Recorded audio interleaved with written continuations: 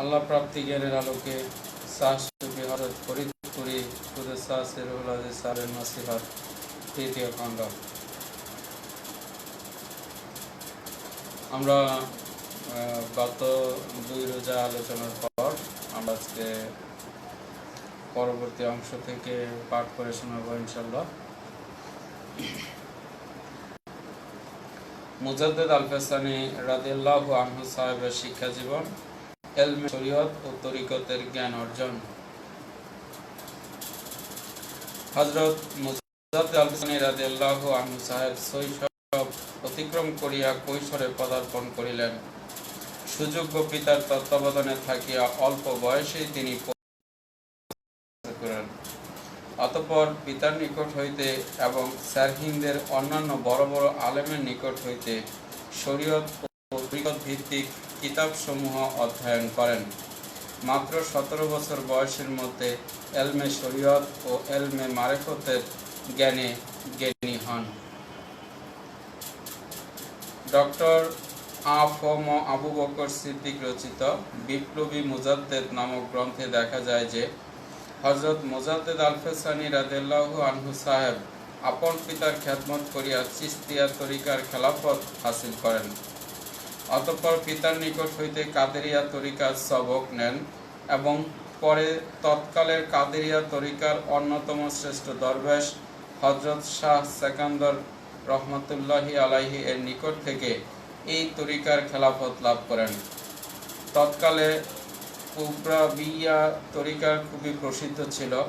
হযরত মাওলানা ইয়াকুব রহমতুল্লাহি আলাইহি ছিলেন তৎকালের এই তরিকার প্রসিদ্ধ বুজুর্গ। কিছুদিন হযরত মাওলানা ইয়াকুব রহমতুল্লাহি আলাইহি সাহেব এর সান্নিধ্যে থাকিয়া হযরত মুজাদ্দেদ আল-ফেসানি রাদিয়াল্লাহু আনহু সাহেব উক্ত কুবরাবিয়া তরিকার খেলাফত লাভ করেন।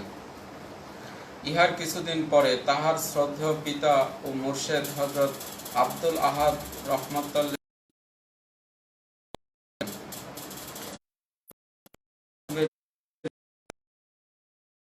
বাতেনি নিয়ামত যুগপুত্রের কালবে প্রদান করিয়া তাহাকে স্থলাভিষিক্ত করিয়া যান। তৎপর পিতার নির্দেশে তরিকায় নকশবন্দিয়া কামালিয়াত হাসিল করিয়া ইলমে শরীয়ত ও মারিফতের মহাভাণ্ডারে পরিণত হন। নকশবন্দিয়া তরিকা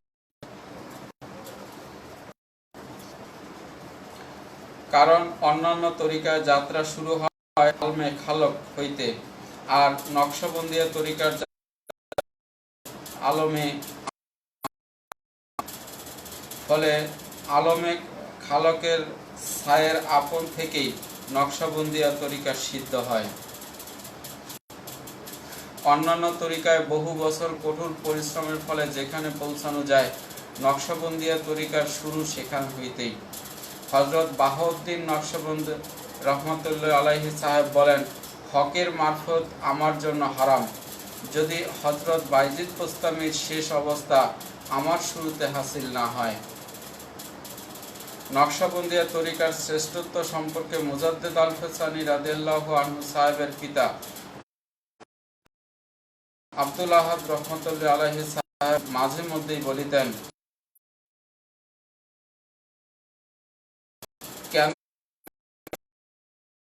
কেউ যদি পাইয়া থাকে তাহা হইলে তাহা নকশবন্দিয়া তরিকার অলিরাই প্রাপ্ত হইয়াছেন। নেসবত হাসিল করিবার মতো কোনো বুজুর্গ তখন না পাইয়া আফসোসের সুরে মাঝে মাঝে বলিতেন, কাশফের দৃষ্টিতে এই তরিকাটি মতো মনে হয়, কিন্তু বড় আফসোসের বিষয় এই যে এই দেশে উক্ত তরিকার এমন কোনো বুজুর্গ নাই যাহার নিকট হইতে এই তরিকার নেয়ামত ও বরকত হাসিল করা। যাহাই হোক, পিতা হযরত আব্দুল আহাদ রহমতুল্লাহ আলাইহি এর ভাগ্য ছিল না বিধায় নকশবন্দিয়া তরিকার নেসবত, কিন্তু হযরত মুজাদ্দেদ আল-ফেসানি রহমতুল্লাহ আলাইহি সাহেব নকশবন্দিয়া তরিকার নেসবত লাভের আশায় এই তরিকার বুজুর্গের সন্ধান করিতে লাগিলেন। নকশবন্দিয়া তরিকা গ্রহণ এবং এই তরিকার নেসবত ও খেলাফত প্রাপ্তি। তরিকা গ্রহণের ব্যাকগ্রাউন্ড বা পটভূমি আলোচনায় বিপ্লবী মুজাদ্দেদ নামক গ্রন্থে দেখা যায় একজন প্রসিদ্ধ কামেল ব্যক্তি হযরত আমকাঙ্গীর রহমতুল্লাহ আলাইহি সাহেব একদা কাশফে অন্তর্দৃষ্টিতে দেখিতে পান যে নকশবন্দিয়া তরিকার প্রতিষ্ঠাতা হযরত নকশবন্দ রহমতুল্লাহ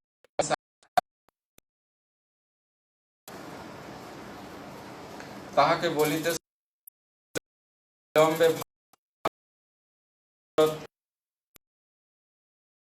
একজন খাস প্রতিনিধি মনোনীত হইবেন।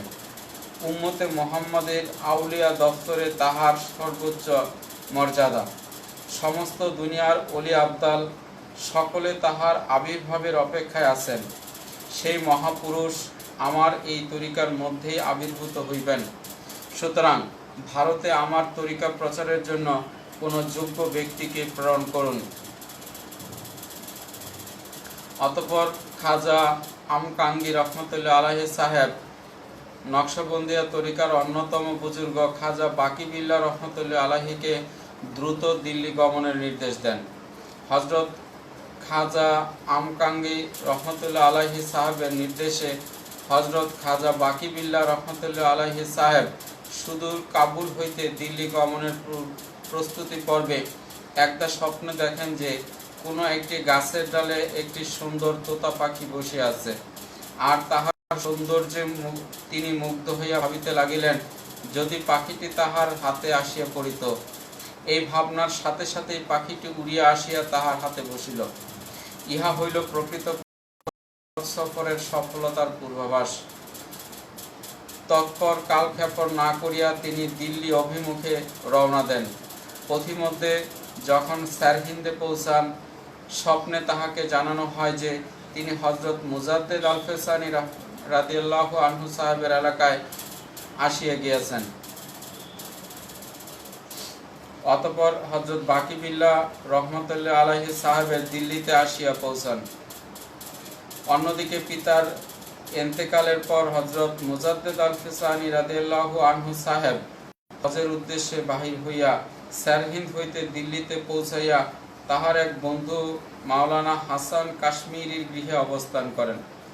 অতঃপর মাওলানা সাহেব কথা প্রসঙ্গে নকশবন্দিয়া তরিকার শ্রেষ্ঠ বুজুর্গ হযরত বাকি বিল্লাহ রহমতুল্লাহ আলাইহি সাহেবের গুণাবলী ও তাহার দিল্লি অবস্থানের কথা হযরত মুজাদ্দেদ আলফেসানি রহমতুল্লাহ আলাইহি সাহেবের নিকট প্রকাশ করলে মুজাদ্দেদ রহমতুল্লাহ আলাইহি সাহেব কাল বিলম্ব তরিকার নিয়ামত লাভের আশায় অবিলম্বে খাজা বাকি বিল্লাহর দরবারে হাজির হন।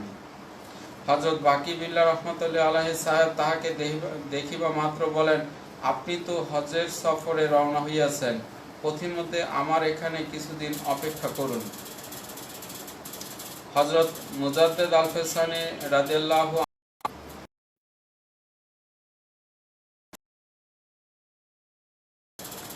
নিয়ামত হাসিল করেন। তৎপর 2.5 মাস পীরের সান্নিধ্যে গমন করেন। এইবার খাজা বাকি বিল্লাহ রহমতুল্লাহ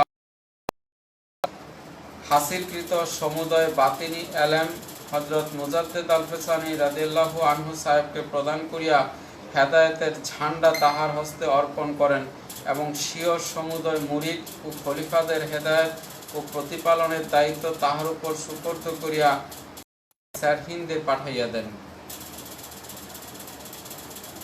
মুজাদ্দেদ আলফেসানি রাদিয়াল্লাহু আনহু সাহেবের প্রতিবয় পীর বা মুর্শিদে থাকা সত্ত্বেও বলা হয় যে তাহার পীর স্বয়ং খোদা তাআলা। কেন? হযরত মুজাদ্দেদ পূর্বে চিশতিয়া, কাদেরিয়া, কুবরাবিয়া, সোহরাওয়ার্দিয়া ও হাসিল করিয়া খেলাফত প্রাপ্ত হইয়াছিলেন। সর্বশেষ নকশবন্দিয়া তরিকার অন্যতম শ্রেষ্ঠ বুজুর্গ হযরত খাজা বাকি বিল্লাহ রহমতুল্লাহ আলাইহি সাহেবের সান্নিধ্যে ও খ্যাদমতে থাকিয়া এই তরিকার নেসবত ও খেলাফত প্রাপ্ত হন। জাগতিক দৃষ্টিকোণ থেকে চিন্তা করিলে দেখা যায় যে হযরত মুজাদ্দেদ আল-ফেসানি রাদিয়াল্লাহু আনহু সাহেবের প্রতিবয় পীর বা মুর্শেদ ছিলেন। যেমন হযরত বাকি বিল্লাহ রহমতুল্লাহ আলাইহি সাহেব তাহার পীর ছিলেন, তেমনি তদীয় পিতা হযরত আব্দুল আহাদ রহমতুল্লাহ আলাইহি যাহার নিকট থেকে তিনি চিশতিয়া ও কাদরিয়া তরিকার সবক ও তালিম নেন, তিনিও তাহার পীর বা মুর্শেদ ছিলেন। আবার হযরত মাওলানা ইয়াকুব রহমতুল্লাহ আলাইহি সাহেব ও হযরত শাহ সেকান্দর রহমতুল্লাহ আলাইহি সাহেবও তাহার মুর্শেদ বা পীর ছিলেন, কারণ তাহার নিকট হইতে তিনি কুবরাবিয়া ও কাদেরিয়া তরিকার খেলাফত প্রাপ্ত হন।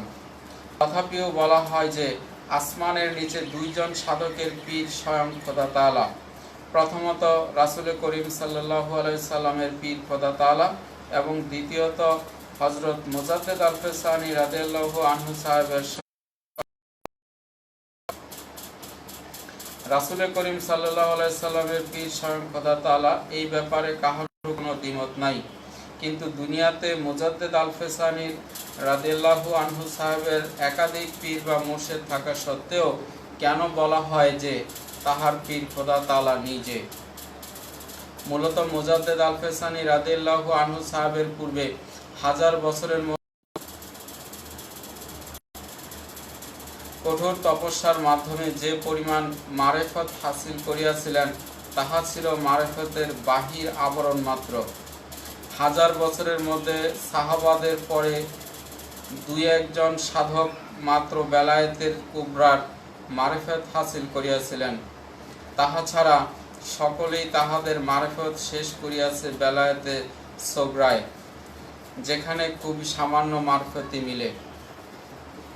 কাজেই কাদেরিয়া, চিশতিয়া, কুবরাবিয়া, নকশবন্দিয়া তথা প্রচলিত সমুদয় তরিকার নেসবত ও কামালিয়াত মুজাদ্দেদ রাদিয়াল্লাহু আনহু সাহেবের সিদ্ধ করেন ঠিকই, কিন্তু তাহাতে তিনি যে পূর্ণাঙ্গ ও বিশুদ্ধ মারফত লাভ করেন তাহা নয়, বরং সমস্ত তরিকার নেসবত হাসিল হওয়ার পরে মহান খোদা তাআলা হযরত মুজাদ্দেদ আল-ফেসানি পূর্ণাঙ্গ মারফতের জন্য ঘোরানোর দায়িত্ব নিজেই নেন এবং ধীরে ধীরে মারফত কারখানার সমুদয় দফতর এবং সর্বশেষ নিছক জাতের সান্নিধ্যে প্রদান করেন, যাহা 4 খলিফার পরে 1000 বছরের ব্যবধান অন্তে হযরত শায়েখ আহমেদ সারহিন্দকে দেওয়া হয়। তাই বলা হয় হযরত মুজাদ্দেদ আল-ফেসানি রাদিয়াল্লাহু আনহু সাহেবের পীর স্বয়ং খোদা তাআলা।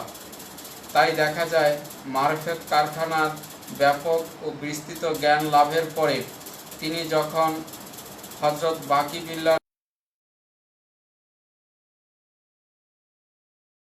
আসেন, তখন হযরত বাকি বিল্লাহ রাদিয়াল্লাহু আনহু সাহেব তদীয় মুরিদ মারেফত রাজ্যের বাদশাহ হযরত মুজাদ্দেদ আল-ফেসানি রাদিয়াল্লাহু আনহু সাহেবের সাথে এক অদ্ভুত আচরণ করেন। মুরিদের প্রতি এমন আদব প্রদর্শন করেন মনে হয় তিনিই যেন হযরত মুজাদ্দেদ আল-ফেসানি রাদিয়াল্লাহু আনহু সাহেবের মুরিদ। মাঝে মাঝে হযরত মুজাদ্দেদ আল-ফেসানি রাদিয়াল্লাহু আনহু সাহেবকে মুআল্লিমের মতো বসাইয়া নিজে ফয়েজ তাহার হালকায় বা মজলিসে বসিতেন। তিনি পীর ও মুর্শেদ হওয়া সত্ত্বেও মুরিদ হযরত মুজাদ্দেদ আল-ফেসানি রাদিয়াল্লাহু আনহু সাহেবের প্রতি এতই আদব দেখাইতেন যে থাকিতেন এবং তাহার নিকট হইতে ফিরে আসিবার সময় এমনভাবে আসিতেন যেন মুজাদ্দেদ আল-ফেসানি রাদিয়াল্লাহু আনহু সাহেবের প্রতি পৃষ্ঠ প্রদর্শন করা না। ইহা দৃষ্টে অন্যান্য মুরিদেরা বিরক্ত হইয়া তাহার পীর হযরত বাকি বিল্লাহ রহমতুল্লাহ আলাইহি সাহেবের নিকট কারণ জানিতে চাহিলে তিনি বলিলেন, যদি তোমরা স্বীয় ঈমানের নিরাপত্তা কামনা করো তাহা হইলে তাহার প্রতি আদব প্রদর্শনের জন্য বিশেষ খেয়াল রাখো, কেননা তিনি রুহানি সূর্য স্বরূপ। তাহার নূরের আলোতে আমাদের ন্যায় হাজার হাজার তারকা নিষ্প্রভ।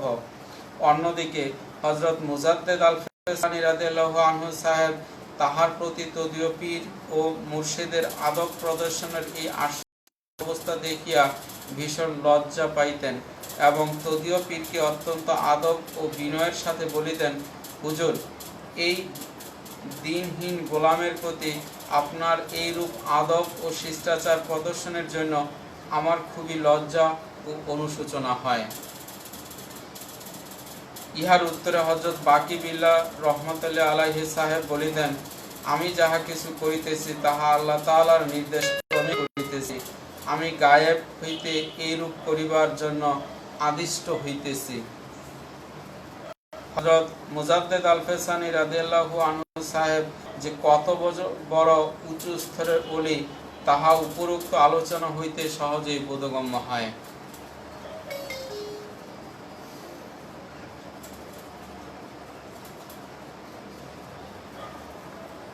আধ্যাত্মিক জগতে মুজাদ্দেদ আল-ফেসানি রাদিয়াল্লাহু আনহু সাহেবের মর্যাদা।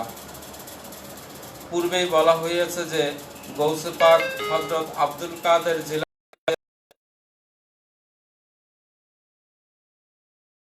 হাতে অর্পণ পূর্বক ওসিয়ত করিয়া যান, 500 বছর পরে উম্মতে মুহাম্মদের মধ্যে যে এক বিশেষ ব্যক্তিত্বের আবির্ভাব হইবে তাহার হতে যেন ইহা পৌঁছাইয়া দেওয়া হয়।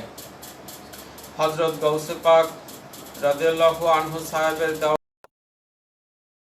বিভিন্ন সাধকের হাত হইয়া যেদিন ইহা হযরত মুজাদ্দেদ আল-ফেসানি রাদিয়াল্লাহু আনহু হতে আসেন, সেদিন আধ্যাত্মিক জগতে হযরত মুজাদ্দেদ আল-ফেসানি রাদিয়াল্লাহু আনহু সাহেবকে লইয়া নেতৃস্থানীয় সমস্ত ওলি আল্লাহর মধ্যে শোরগোল বা বাদানুবাদের সৃষ্টি হয়, যাহার পাক সাল্লাল্লাহু আলাইহি ওয়াসাল্লাম সেই দিনের সেই ঘটনা জাওয়াহেরে মুজাদ্দেদিয়া নামক পুস্তে নিম্নোক্তভাবে বর্ণিত আছে। একটা অভ্যাস অনুযায়ী হযরত মুজাদ্দেদ আল-ফেসানি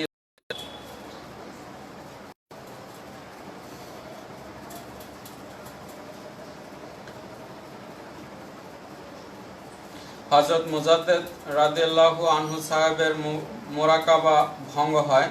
চক্ষু খুলিয়া তিনি হযরত শাহ সেকান্দরকে দেখিয়া তাহাকে আলিঙ্গন করেন এবং সম্মানের সাথে তাহাকে বসিতে অনুরোধ করেন। হযরত শাহ সেকান্দর রহমতুল্লাহ আলাইহি সাহেব তখন বলেন, আমি আপনার পবিত্র স্কন্ধে যে খেরকাটি রাখিয়াছি তাহা গৌসে পাক হযরত আব্দুল কাদের জিলানী রহমতুল্লাহ আলাইহি সাহেবের স্মৃতির পবিত্র নিদর্শন। এটি আমাদের খানদানের দীর্ঘদিন যাবৎ বংশানুক্রমিকভাবে চলে আসিতেছে। আমার বুজুর্গ পিতামহ হযরত শাহ কামাল কায়থেলি রহমতুল্লাহ আলাইহি সাহেব মৃত্যুর সময় এই পবিত্র জুব্বাটি আমাকে সুপর্দ করিয়া নির্দেশ করেন, এইটি আমানত স্বরূপ নিজের নিকট রাখিয়া দাও। আমি যাহাকে দিতে বলি তাহাকে দিয়ে দিও। কিছুদিন হইতে আমার বুজুর্গ পিতামহ এই জুব্বাটি আপনাকে দেওয়ার জন্য তাগিদ করিতেছেন, কিন্তু এরূপ অমূল্য সম্পদ হাতছাড়া হোক ইহা কি কেহ চায়? তাই ইহা আমার নিকট রাখিয়া দিয়াছিলাম। অতঃপর যখন আমার বুজুর্গ পিতামহ সাহেব বারংবার আমাকে এই জন্য তাগিদ দেন, শেষ পর্যন্ত আমাকে ধমক দিয়া বলেন, তুমি যদি ইহা তাহার হস্তে না পৌঁছাও তাহা হইলে তোমার কামালিয়াত ও নেসবত ও বাতেনি সম্পদ ছিনাইয়া লওয়া হইবে। ফলে অনন্য উপায় হইয়া এই দুর্লভ আমানতটি আপনার খেদমতে পেশ করিয়াছি।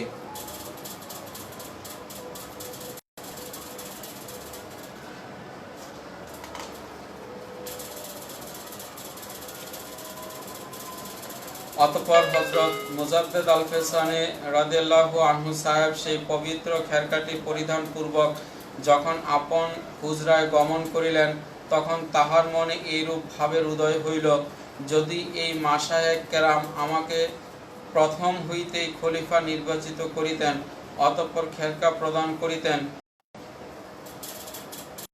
অতঃপর হযরত মুজাদ্দেদ আল-ফেসানি রাদিয়াল্লাহু আনহু সাহেবের মনে এই ধারণার সৃষ্টি হয় যে আমার প্রতিপালন এবং তরবিয়তু নকশবন্দিয়া তরিকার মাশায়েখ বর্গ করিয়াছেন, কাজেই আমি নকশবন্দিয়া তরিকার বুজুর্গদের অন্তর্ভুক্ত।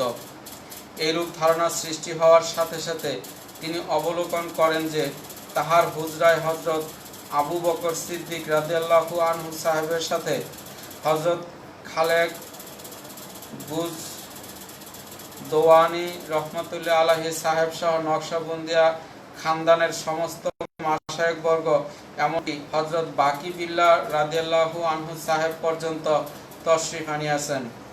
কাদেরিয়া তরিকার মাশায়েখ বর্গ পূর্বেই সেখানে উপস্থিত ছিলেন।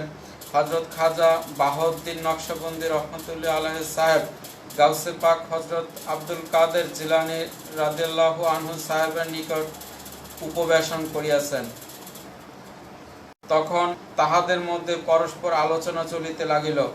অতঃপর নকশবন্দিয়া তরিকার মাশায়েখগণের সরদার হযরত খাজা বাহাউদ্দিন নকশবন্দি রহমতুল্লাহ আলাইহি সাহেব গাউসে পাক রাদিয়াল্লাহু আনহু সাহেবের উদ্দেশ্য করিয়া বলিলেন, শেখ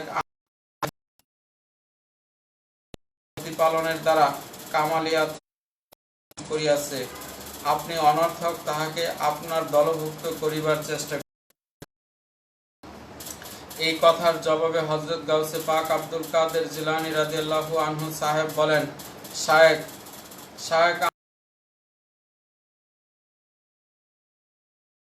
ফায়েজ প্রাপ্ত হইয়াছে, কাজেই সে।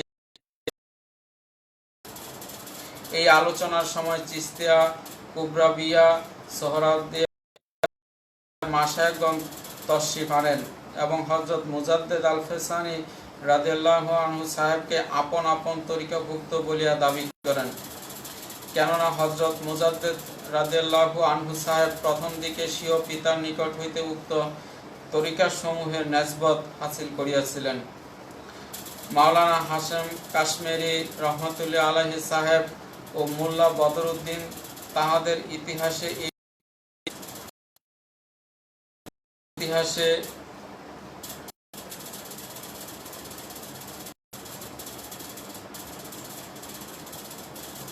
লিখিয়াছেন যে ওই সময় উম্মতে মুহাম্মদীর সমস্ত আউলিয়াগণ সারহিন্দ শরীফে সমবেত হয়। এই পবিত্র সময় ছিল 1011 হিজরির 11ই শাবানের সকাল হইতে জোহরের নামাজের শেষ সময় পর্যন্ত। অতঃপর হযরত রাসূল পাক সাল্লাল্লাহু আলাইহি ওয়াসাল্লাম ওলি আল্লাহগণের সেই বিশাল জলসায় তশরিফ আনেন। তাহার খেদমতে বিষয়টি উপস্থাপন করা হয়। তৎপর রাসূল পাক সাল্লাল্লাহু আলাইহি ওয়াসাল্লাম বিরোধের সুষ্ঠু মীমাংসা করেন। তিনি সমস্ত তরিকার মাশায়েখ বর্গ, যেহেতু শায়েখ আহমেদ সারহিন্দ রহমতুল্লাহ আলাইহি এর পরিপূর্ণতা ও কামালিয়াত নকশবন্দিয়া তরিকার উপর সম্পন্ন হইয়াছে, কাজেই এই তরিকাকেই রেওয়াজ বা প্রচলন দান করা হোক এবং বাকি অন্যান্য সমুদয় তরিকার নেসবতও তাহাকে প্রদান করা হোক, যাহার ফলে শেখ আহমেদের মাধ্যমে প্রতিষ্ঠিত মুজাদ্দেদিয়া তরিকা সমস্ত তরিকার সারাংশ হিসেবে পরিগণিত হইবে এবং তোমরাও সকলে সমভাবে সওয়াবের অধিকারী হইবে। হযরত রাসূল পাক সাল্লাল্লাহু আলাইহি ওয়াসাল্লাম আরও বলেন, যেহেতু নকশবন্দিয়া তরিকার যোগসূত্র সমস্ত নবীদের পর সর্বশ্রেষ্ঠ মানুষ হযরত আবু বকর সিদ্দিক রাদিয়াল্লাহু আনহু সাহেবের সাথে এবং এই তরিকার মধ্যে অন্য তরিকার চেয়ে সুন্নতের অনুসরণ ও বেদায়াত বর্জনের প্রতি বেশি লক্ষ্য রাখা হইয়াছে, তাই এই তরিকা দ্বীনের পুনরুজ্জীবনের অধিক সহায়ক। অতঃপর রাসূল পাক সাল্লাল্লাহু আলাইহি সাল্লামের নির্দেশক্রমে সমস্ত তরিকার মাশায়েখগণ স্ব কামালিয়াত ও নেসবত হযরত মুজাদ্দেদ আল-ফেসানি রাদিয়াল্লাহু আনহু সাহেবকে অর্পণ করেন। ফলে তাহার এই তরিকার সমস্ত তরিকার সমন্বয়ে সমৃদ্ধি লাভ করে। অতঃপর আকাই নামদার রাসূল পাক সাল্লাল্লাহু আলাইহি সাল্লাম নিজের তরফ থেকে হযরত মুজাদ্দেদ আল-ফেসানি রাদিয়াল্লাহু আনহু সাহেবকে খাস নেসবত ও কামালত প্রদান করেন।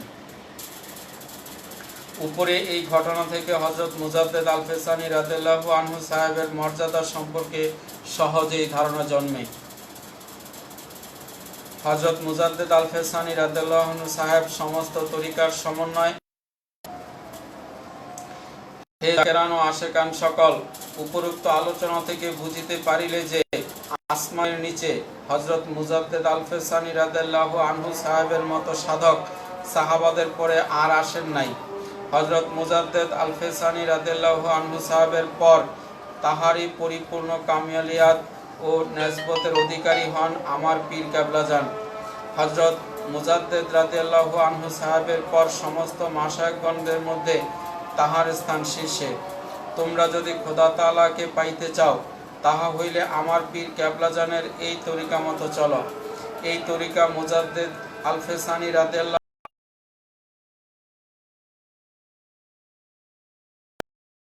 কুবরাবিয়া, নকশবন্দিয়া তথা পূর্বের সমস্ত তরিকার সমন্বয় এবং রাসূল পাক সাল্লাল্লাহু আলাইহি সাল্লামের খাস নেসবত ও কামালিয়াতের মিশ্রণে প্রতিষ্ঠিত শ্রেষ্ঠতম তরিকা। এই তরিকার নীতিসমূহের মধ্যে বিশেষ দুই মূল নীতি হইল আদব ও মহব্বত। পীরের প্রতি যেমন আদব প্রদর্শন করিতে হইবে, তেমনি সব কিছুর চেয়ে পীরকে বেশি মহব্বত করিতে হইবে। পীর হওয়ার সত্ত্বে হযরত বাকি বিল্লাহ রহমাতুল্লাহ আলাইহি সাহেব ফয়েজ হাসিলের জন্য হযরত মুজাদ্দেদ আল-ফেসানি রাদিয়াল্লাহু সাহেব প্রদর্শন করেন। কাজেই তোমরা যদি খোদা তাআলার একান্ত সান্নিধ্য পৌঁছাইতে চাও, তবে আদব, বুদ্ধি, মহব্বত ও সাহসের সাথে কামেল পীরের খিদমত করিতে থাকো। আল্লাহ পাক তোমাদিগকে কামিয়াবি বকশিশ করুন, আমিন। আল্লাহ হাফেজ। আজকে এই পর্যন্তই। ইনশাআল্লাহ আগামীকাল পরবর্তী থেকে শুরু করব। সবাই ভালো থাকেন, সুস্থ থাকেন, সুন্দর থাকেন।